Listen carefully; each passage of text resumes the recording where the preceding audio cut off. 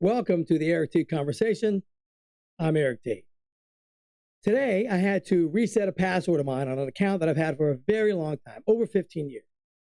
And I needed to access it today. And when I logged onto it, I couldn't get in. I used the email address that I normally use, and then I put in my password. And like a lot of you that have forgotten a password, you've got about 4 or 5 passwords that you use. So I used one, didn't work. Used the other, didn't work. Then I hit the old eyeball thing, right? The old eyeball. So you can see the password that you're putting in there. Make sure you're putting in the right password. I did that. After the 5th password, I used every configuration. I put the symbol, the letters, the numbers, all different kind of ways. I must have done it, entered 35 different passwords. None of them worked. I'm like, man, what freaking password did I use that I forgot? So I clicked on reset password. I click on reset password, it takes me to the next screen. And the next screen says, enter your old password so you can enter in a new password. I'm like, who set this up? If I knew my old password, I wouldn't have to reset my password. So I don't even know that. So of course I can't go to that step. So the bottom says, if you need an alternate way of logging into your account or getting access, I click on that and it brings up a telephone number. Like we'll text you the code to temporarily get into your account so you can reset your password. I click on that and it brings up a telephone number. That was a landline. When I signed up for this account 15 plus years ago, I used a landline. Yes, I used a landline because I didn't want people calling me or sending me text messages I didn't want. So I used a landline. I didn't know back then that they would have to text you codes. They didn't do that then. They do it now. They didn't do that then. So then I click on the telephone number, and it's a telephone number that was a landline that I don't have anymore. I still have a landline, but it's not that telephone number. And I'm like, oh my God, this is insane. I just want to get into the account. It's a landline, so they can't text me a number. Now, they would call you, and they just read off, robot would read off the 6-digit number, and you can put it in, and you're good to go. But they can't do that because I no longer have that phone number. So I'm like, okay, do I try to find out who owns that phone number? I say, listen, you're going to get a passcode in about 5 minutes. I just need you to be on the phone with me and just read it off to me so I can get back into this account. I didn't do that. So there's no way for me to get into this account. No way to get into the account. And it's insane. I just need to get in. I got to clear some stuff out of it, but I can't get into it. So if you know of any way to get into an account when you don't know your old password to log in to get a new password, you sign up with a landline so they can't send you a code and you no longer have the telephone number. And no, you can't call anybody because I can't find a number anywhere with this service to get into it. So if you know any way of doing that, let me know. I'd really appreciate it. So that's my observation of the day. I've been doing it all day. It sucks. Now to the conversation. So big day today. Big day. So today we had a couple of awards. So the Biden administration has awarded the Presidential Medal of Freedom to a couple of people, few people out there. 2 that I think are awesome, that they absolutely deserve it. 2, not so much. Now we'll go on to 2 that don't really think they deserve it. One of them was the one lady we don't really like, the one that like takes a lot of people out, a lot of conspiracies, ran for president a couple of times. Yeah, she got one of the medals. Now, what the F does she do at all to deserve one of those medals? I got one word for you, people. Benghazi. Yeah. She was in charge of that, right? A lot of things happened that day. A lot of people died. A lot of people were blamed. But, the buck doesn't stop with her. It goes a little bit higher up, and you know what I'm talking about. But she's had a lot to do with it. Very, very evil person. Doesn't deserve the Medal of Freedom.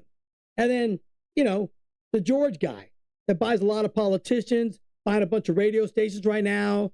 He's really big on the left, likes the whole woke thing, likes the whole DEI stuff. Yeah, that guy, he got one too. So apparently the left is like giving themselves medals and pats on the back. I don't know why they would do it. I guess the guy's senile enough so they can just manipulate him and make him do whatever they want. But they got presidential medals of freedom. It's embarrassing.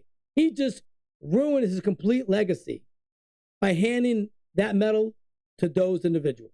Now, 2 individuals that I think absolutely deserve it were Michael J. Fox. And Michael J. Fox, obviously we know his situation, wonderful 80s and 90s actor.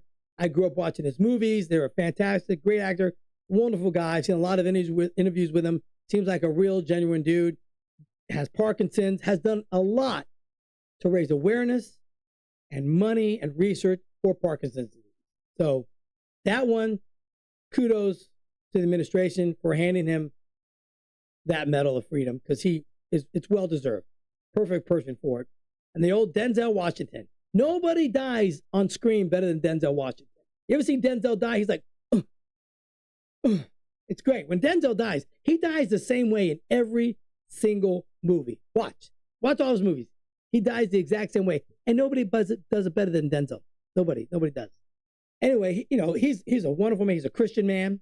He was just ordained as a minister like 3 weeks ago, got baptized, big on family, big on our country, big on working your butt off and providing for yourself. Guy's awesome. There's not a bad thing you can say about Denzel Washington. He's done a lot for the communities that he lives in, has a great family. His son's an actor now. So that dude absolutely deserves a medal like that. We need more people like Denzel in Hollywood because he represents our country and the people of the United States. A class. He's awesome. So he definitely deserves that medal.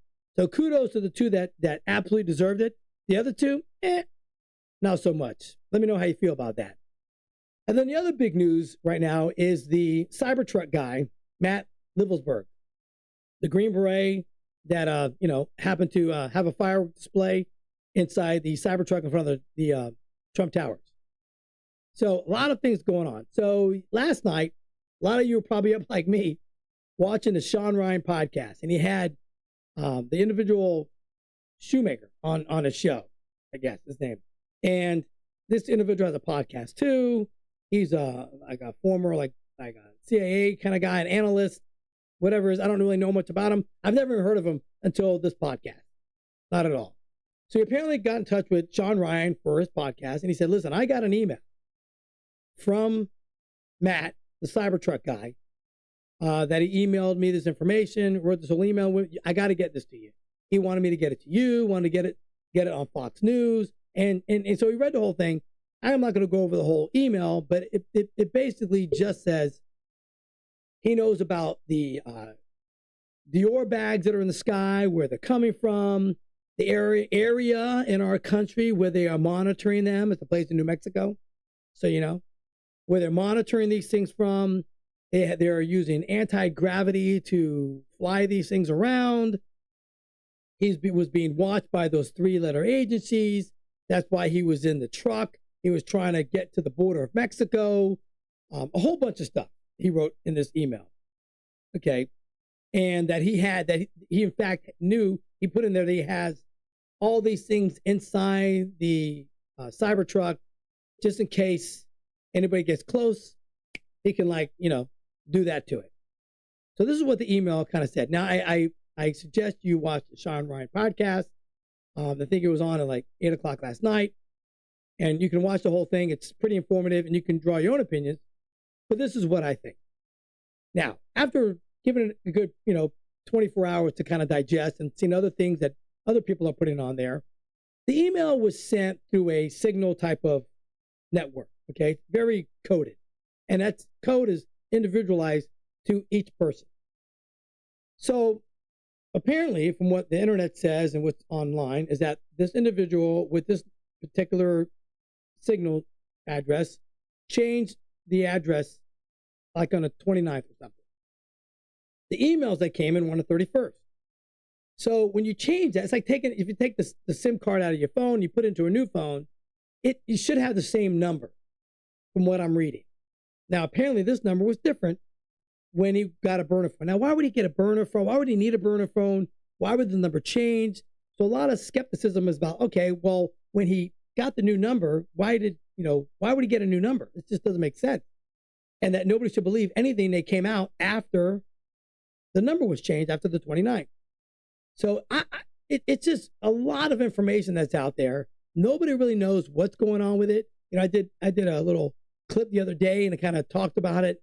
Some things that came out in light of that day that are now new now that we don't know of. So he also had a couple of letters, a manifesto, that were found in the truck, in the Cybertruck. How the heck are these letters making it through a burning inferno in a truck? I just don't understand it. Now, man, there's so many reasons why and why things happen. And you got to be careful what you say online because, then you get flagged or throttled or you're shut down.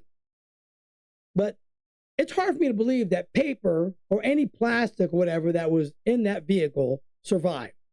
I just find that extremely hard to believe.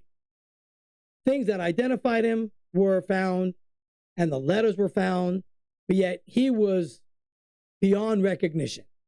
Okay. And then they had a DNA test and they DNA test him against this child and the DNA doesn't match. Okay. Now, to me, that's a red flag. Being in the military, they take all of our DNA, all of it. When you go to boot camp, your DNA gets taken right then and there when you process it. Now, a special forces guy, they definitely have his DNA. So why wouldn't the military, because this is the 3-letter agency, so why wouldn't the military have his DNA on file to compare it with the one that was in the truck? Why would they compare it to his child? Now, the child didn't match. But I'm sure if they tested it against the one that he has from the Army, they would know if it matches yes or no for sure. So it's very suspect. Okay, the DNA doesn't match his kid. Okay, well, 2 reasons. It's not his kid, right? Or it's not the guy in the truck. But if you use the DNA that you had from the Army, you know 100% if it was the guy or not. But they didn't test that DNA. They tested against his child. Very strange. To me, that's the biggest red flag of them all. It's a federal agency, right? You can clearly get it from the Army. Not that hard. And they know they have it. But they want us all to think that, they tested against this kid. It can't be him. I'm telling you. The Army has his DNA.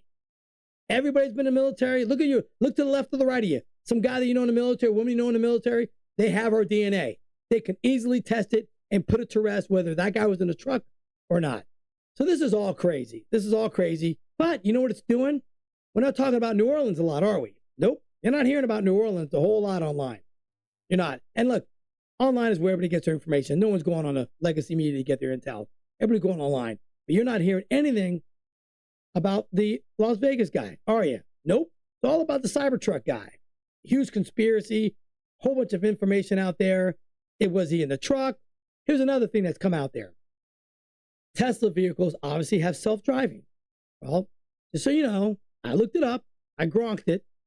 Tesla vehicles cannot be driven with a dead body. Can't. Because certain points in the drive, you have to touch the steering wheel. Put your hands on it so the vehicle knows there's somebody there. Okay, so you can't drive 300 miles with a dead body. Just put it in there and let the vehicle drive. It doesn't have, you can't do it. But what I'm curious about, if anybody knows this, please let me know. Can you drive 100 yards without touching the steering wheel? Right? Can you drive from 3 blocks down? The guy gets taken out 3 blocks down, or somebody else is in the vehicle and they program the vehicle and it drives 3 blocks without touching the steering wheel?